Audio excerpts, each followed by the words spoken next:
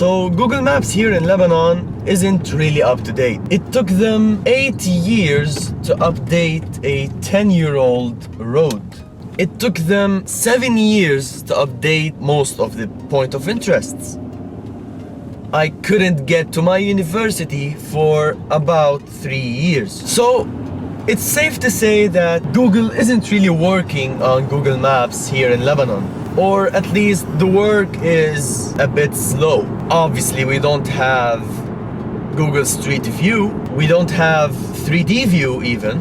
But 3D view requires a lot of technical work maybe to build the buildings and stuff like that. And Street View requires a Google Street View car, street map car, whatever they call it. This car that rolls around the country, you know, taking photos of everybody and then blurring them out. I wouldn't expect these features to be there. But what really bothers me is that Google Maps' elevation data is all over the place. And what bothers me the most is that Google disabled the option for us to download our map. There is no offline map for our country. Offline map doesn't require any car, doesn't require any work, just requires a switch from Google. Permit these users to download this country.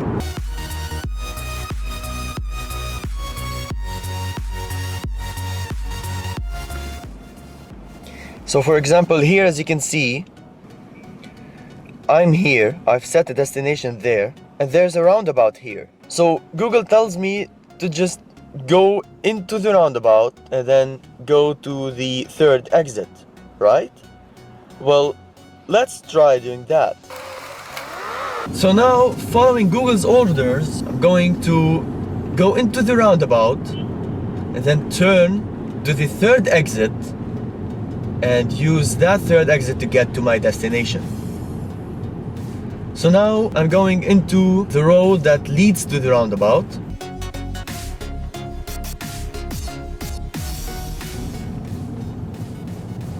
And so now as you can see here, I'm blocked. So I'm going to go right and well, now I'm stuck in the first exit. I cannot use the second, nor third, nor fourth exit to even go back where I started. I have to go to the first exit. Has this been updated in Google Maps? No. When did this happen? 4, 5 years ago maybe? 2010? 7 years ago? That's right. It's been 7 years this road has been blocked. Why? I have no idea why they blocked this. But it has been blocked. And Google never updated this.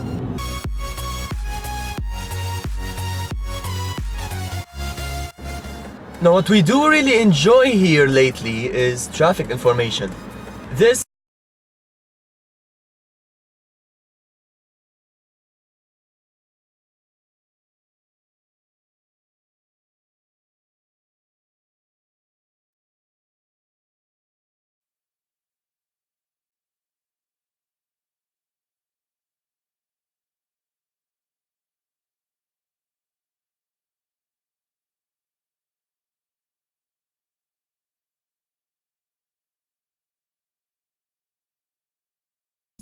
is somewhat helpful. I really do say somewhat because traffic in Lebanon is chaotic, as you probably can see by now.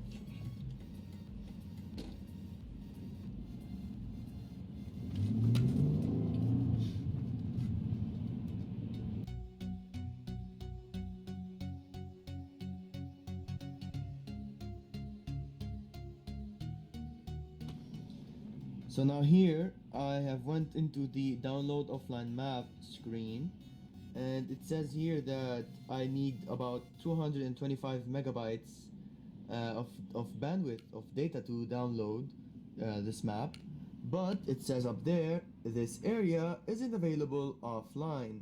Why?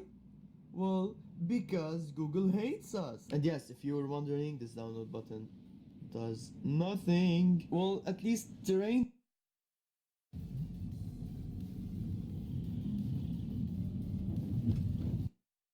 Which one do you choose? I'm going to answer that in my next video. Thank you all for watching, and I'll be seeing you soon.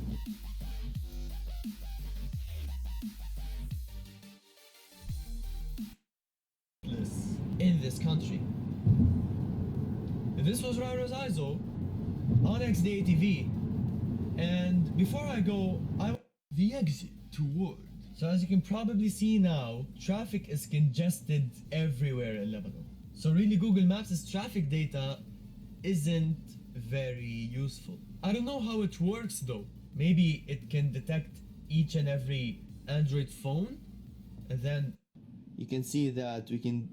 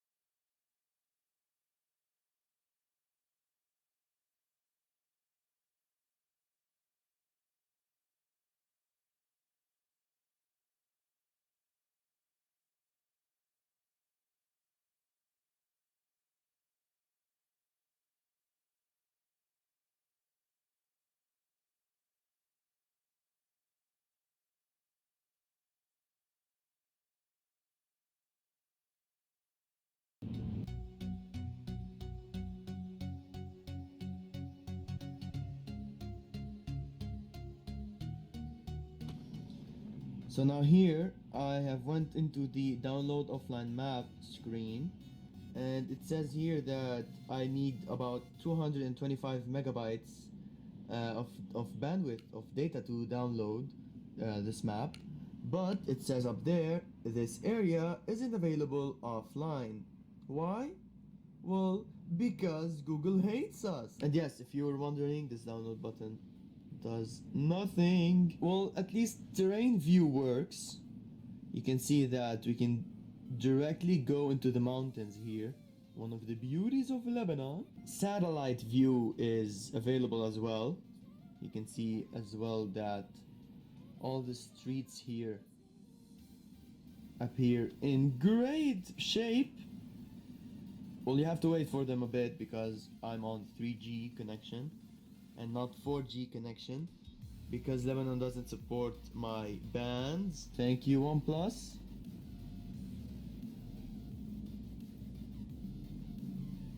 Yeah, no comment at this point. Navigate home. Navigating to home. Alright, so as you can see here, the first thing to do is to cross this roundabout again. But fortunately, I've ran around across the streets looking for a way to bypass this roadblock, and I figured out a road that can lead me back to home. So let's do that. In 300 meters, take the exit on the right.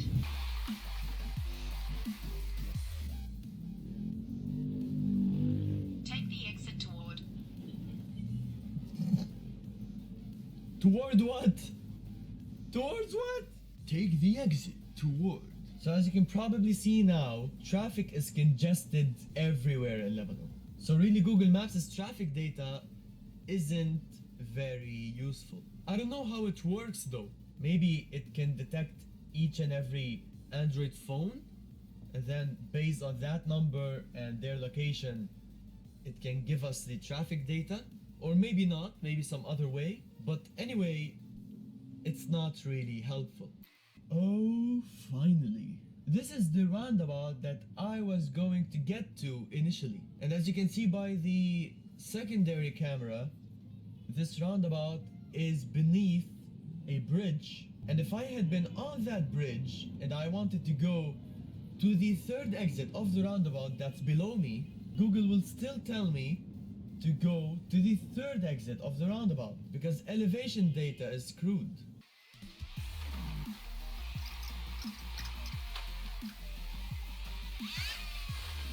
So that's it from me today. I hope you've enjoyed my journey into the third exit with a roadblock under a bridge. Google Maps is sometimes incredibly useless in this country. This was Rauros Aizo on XDA TV. And before I go, I want to ask you a question since you've went through all these cringy moments with me.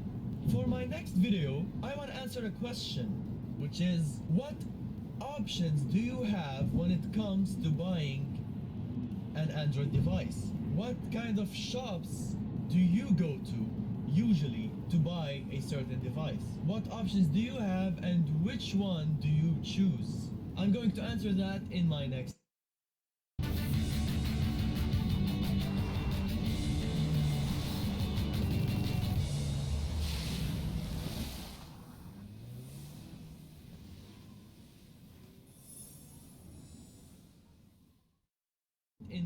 video. Thank you all for watching, and I'll be seeing you soon.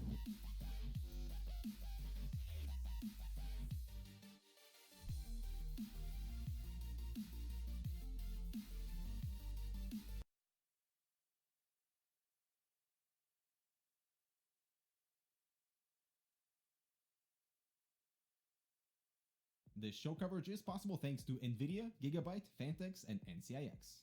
What's up guys, this is Dimitri and I have found my favorite yet micro ATX case. This is definitely going to be a new category for 2017 Case Awards, but this is the InWin 301, a much smaller version of the 303 that is a fantastic case.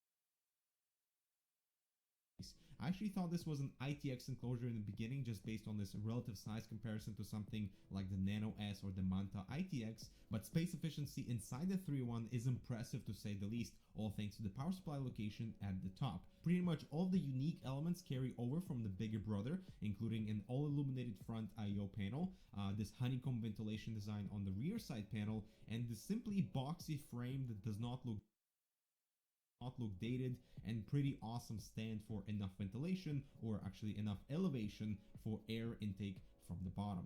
There's a rear exhaust fan and 4 PCI brackets, and I absolutely love the toolless tempered glass approach that sits on simple hinges and is super easy to remove. Inside, a micro ATX board is installed below the power supply, and I love how you can do full custom loop in this small space too, with dual fan mounts in the bottom for intake that, from the looks of it, are properly offset from the board itself.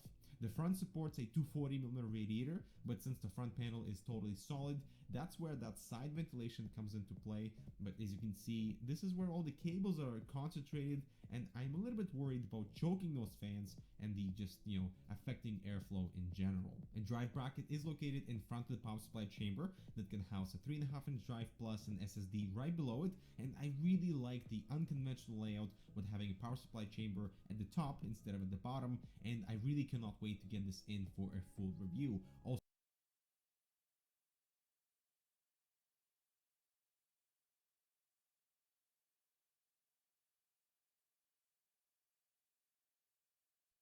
welcome back, everybody. We are back doing Up at Noon yet again. We're joined by Caleb Lawson. You work here at IGN. You are a huge Platinum Games fan, and I'm sure you were heartbroken at the news that their big Microsoft exclusive game Scalebound got canceled. There might have been a few tears involved, yeah. It's been a rough week. So, quick catch up. What was Scalebound? So Scalebound was a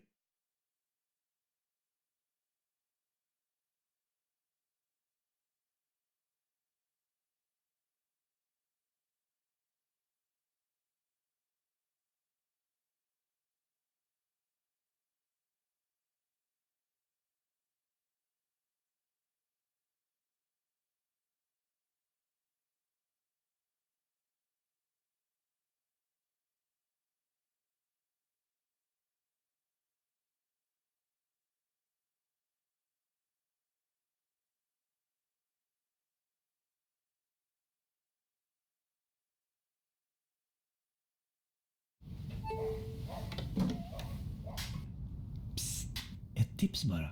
Ligg inte och fundera på om du har rätt försäkringar. a game directed by Hideki Kamiya, the director of Bayonetta, Resident Evil 2, Devil May Cry, Okami, Beautiful Joe. Dude has a really good record, right? Scalebound was his next big game. It was an action RPG, a 4-player co-op action RPG. Wow. Drop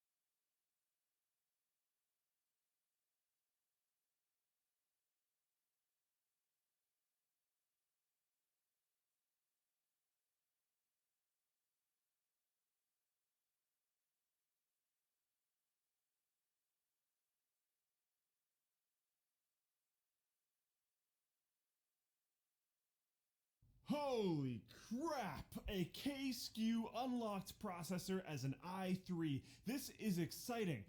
But that's not all. It also comes with hyper-threading. That's right, 2 cores, 4 threads, 1 i3 7350K. This launch from Intel may be a bold response to the looming threat that is AMD's Ryzen release.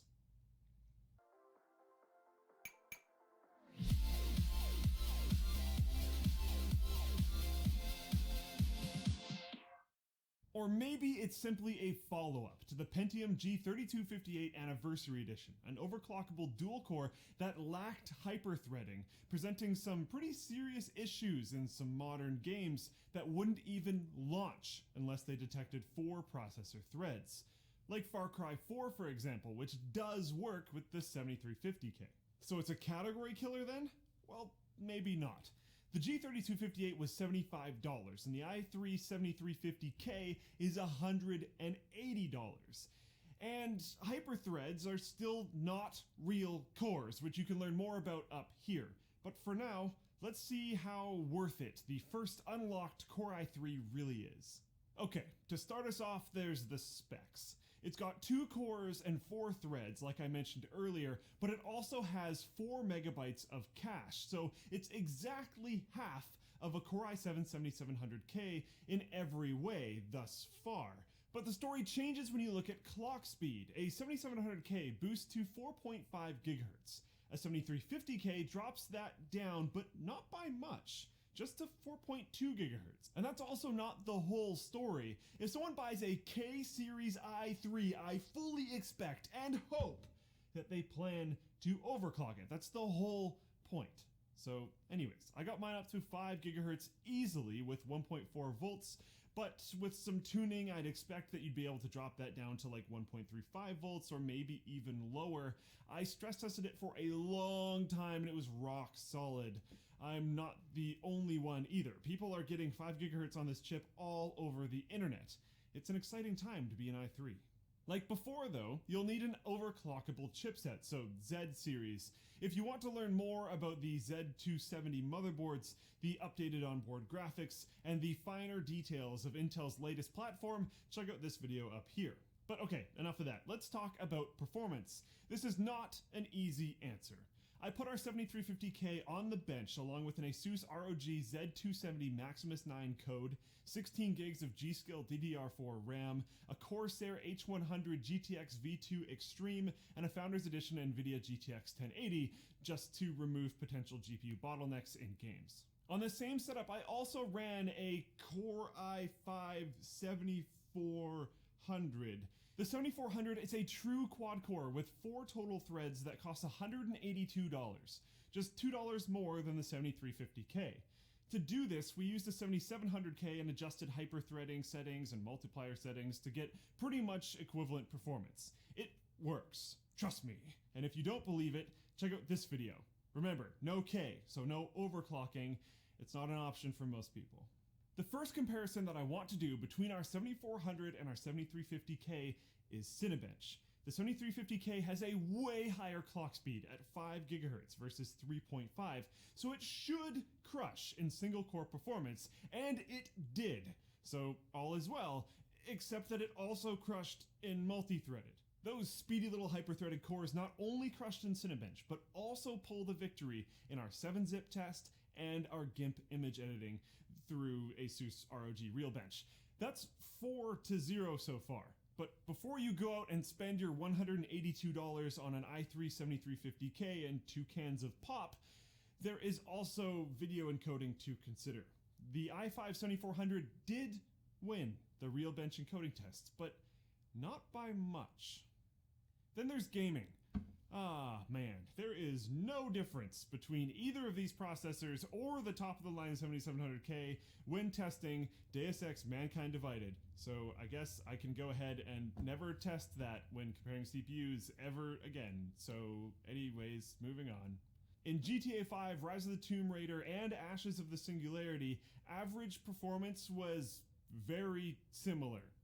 There were some differences in minimums, with the 7350K falling behind, although it was a little inconsistent and not that major either way.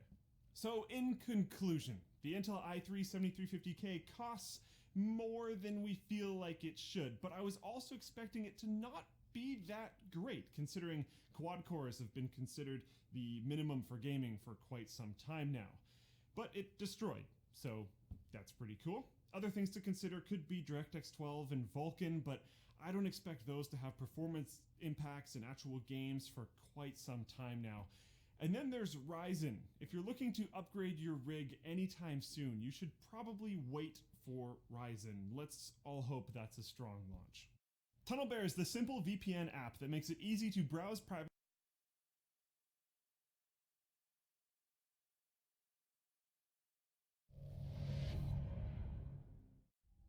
Wake up, Link. Hi everyone, Richard from Digital Foundry here, and this is The Legend of Zelda Breath of the Wild running on the new Nintendo Switch. Now, I saw this and indeed captured this at the London event, and joining me to talk about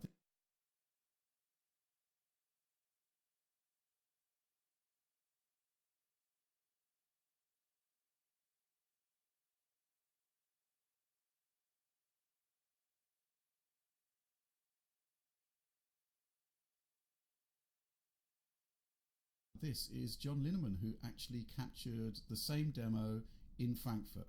Hi, Rich. How's it going this morning? Yeah, fantastic. I suppose between us then, that means we have upwards of 40 minutes of capture or so, which should provide some interesting footage here. Yeah, so essentially this video is like a compilation of both of our captured runs. Is that correct? Yep, that's exactly right. Yeah, I can see instantly that you actually put your clothes on. Yeah, we'll see a little bit of that later, I think. But so this was actually my second time playing the demo. So I initially played it, and then they said, "Oh, you can capture it." So I went in for a second round. So I was already familiar with what I had to do here. Good stuff. Yeah, so it's a very, I mean, what is it? We get like 20 minutes or something with it, and you can either follow the kind of narrative path that it lays out, or you can just sort of muck about and do whatever you want. Is that correct? Yep, that's pretty much right. I suppose we should get the kind of basics out of the way first. 720p, pretty much locked 30 frames per second when you're playing in handheld form. That's right. And 900p when you're playing docked with the HD TV. Exactly right. And I guess we're going to be taking a look at some of the frame rate metrics a bit later on, but overall I think we can safely say that even as things stand, performance isn't really an issue on this one. It was a substantial improvement from the Wii U build that we had played earlier, even though that was perhaps an older build, so that version may have also improved. But here we're pretty much looking at a locked 30 frames per second most of the time, which I think is pretty important here. Yeah, I mean, it really does represent a huge improvement over the E3 build on the Wii U that we saw, which was, 20 to 30 FPS, sometimes even lower, I think. Yeah. So I'm hoping that there's a strong optimization push on the Wii U version, because there's a lot of people out there balking at the price of the Switch, but they still want a great Zelda experience. Exactly. And, well, first of all, right here in the video, actually, I was doing a little bit of edge counting, but you can also kind of appreciate, some of the image quality details going on here. It does look relatively clean for 900p, but I'm a little disappointed with the texture filtering there. It's pretty poor. But now, actually, I have to point out that we're about to switch over to a little bit of frame rate analysis just for a moment to show one of the only points in the entire demo where there was actually slowdown. So it typically seems to happen when there's depth of field on screen. So as I jump down here, you can see it kind of drops for a second, but then it jumps right back up. Yeah, also alpha effects seem to cause the issue there. Yeah, exactly. I mean, I actually ran all of my 20 minutes of footage through our frame rate analysis tool, and it seemed to only drop once when there was like a massive screen-filling fiery explosion in one of my kamikaze runs against the enemies. So yeah, I mean, I think it's pretty much definitely the exception rather than the rule, whereas on the Wii U E3 build we saw it was kind of looking pretty rough throughout. Yeah, it was pretty much dipping during every single combat sequence and often just exploring around. There was hitches and skips, whereas here it seems to be limited.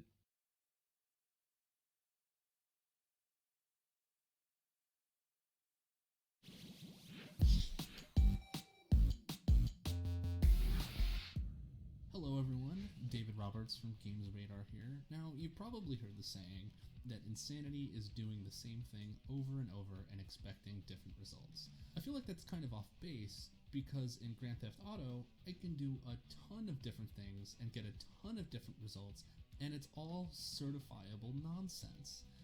All rumors should be taken with a Chilean mountain of salt, but sometimes those strange and bizarre rumors actually turn out to be true. Grand Theft Auto 4's Statue of Happiness has a giant beating heart inside.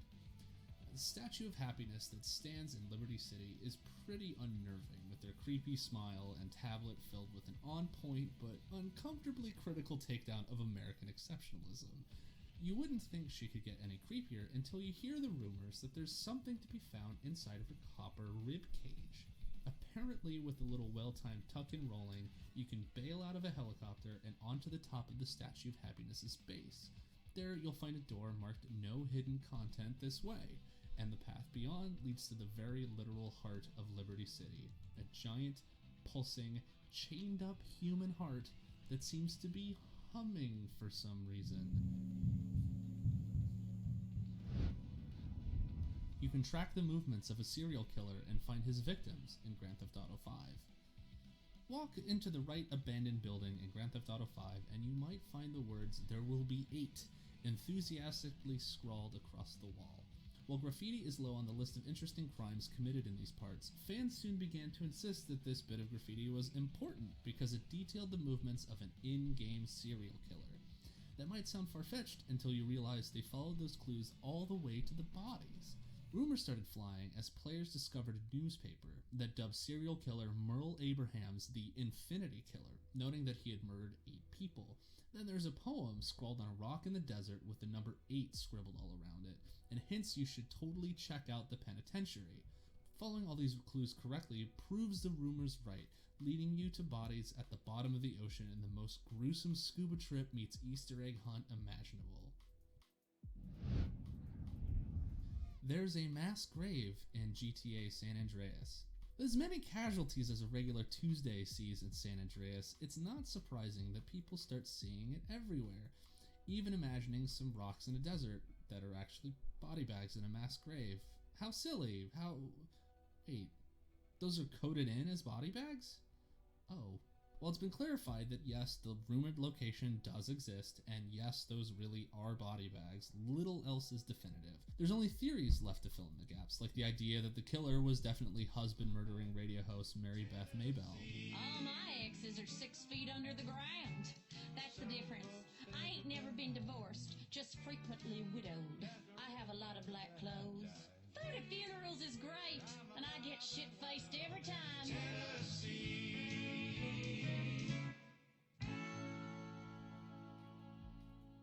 Or maybe it was the Sadako crime family, or maybe it was that weird NPC in a trench coat. And that, my friends, is how rumors get started. There's a crazy Illuminati-style diagram on Mount Chiliad in Grand Theft Auto 5. After GTA 5's gameplay demo showed an isolated shed sitting atop Chiliad in highly conspicuous fashion, fans were instantly enamored with it. Fan frenzy reached a fever pitch as the release date approached, and launch day saw an intense scramble to the mountaintop to see what lay within the mystery shed. Probably a jetpack! Those are in Grand Theft Auto! Turns out no such jetpack existed, crushing the hopes and dreams of mighty adventurers everywhere. Instead, players found a strange drawing with some real Illuminati undertones, which became the center of what is now called the Mount Chiliad mystery. A giant eye sits atop a scribble of what is probably Mount Chiliad itself.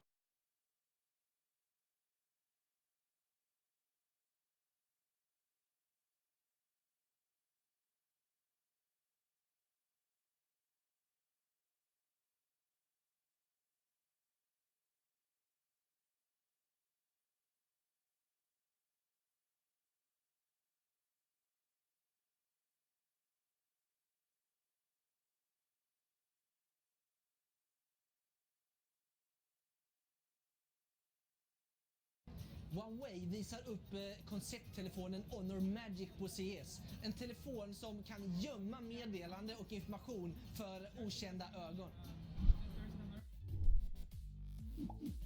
Presenteras i samarbete med Huawei, LG och NetOnNet. Honor Magic är som sagt var en koncepttelefon som faktiskt nu börjar säljas i Kina som lite av ett test från Huawei. Det här är en Android-baserad smarttelefon som har en 5,7 tums AMOLED-panel, vilket är en nyhet i sig, och det är någonting som är den första telefonen i Huaweis familj att använda en AMOLED-panel. 5,7 tum, välvda eller böjda kanter, hur man vill kalla det, och en alltigenom väldigt rund och trevlig design att hålla i handen. Designen och skärmen är dock bara en liten del av den här telefonen. Det som är spännande och intressant med Magic är dess mjukvara. Den baseras idag på Android 6.0, kommer förmodligen att uppdateras till 7.0 framöver. Men det som är extra intressant är deras gränssnitt, Magic Live. Det här är då som sagt var ett Android-gränssnitt i grunden med Honors egna mjukvara som ska vara mer eller mindre som en AI-assistent. Den ska lära sig hur du använder telefonen och på det sättet då både optimera prestandan i telefonen och göra det lättare att använda olika applikationer och ta fram faktiskt information också efter ditt användningsmönster. En annan riktigt häftig funktion, det är möjligheten att läsa av ögonen på användaren. Det finns en funktion där man ser till att telefonen läser av dina ögon, får dem registrerade, och tanken är sen att när dina ögon är registrerade så ska du, om exempelvis polaren snor din telefon, så kommer han inte att kunna se dina sms som har dykt upp om inte telefonen då ser just dina ögon framför skärmen. Så bokstavligt talat lite hemlig låda för den som har då aktiverat sina egna ögon att fungera med den här mjukvaran. Tyvärr så hade man ingen färdig demo på just att visa det här med olika meddelanden och liknande, men det låter onekligen som en häftig telefon och ett häftigt användningssätt av frontkameran så att man läser av ögonen.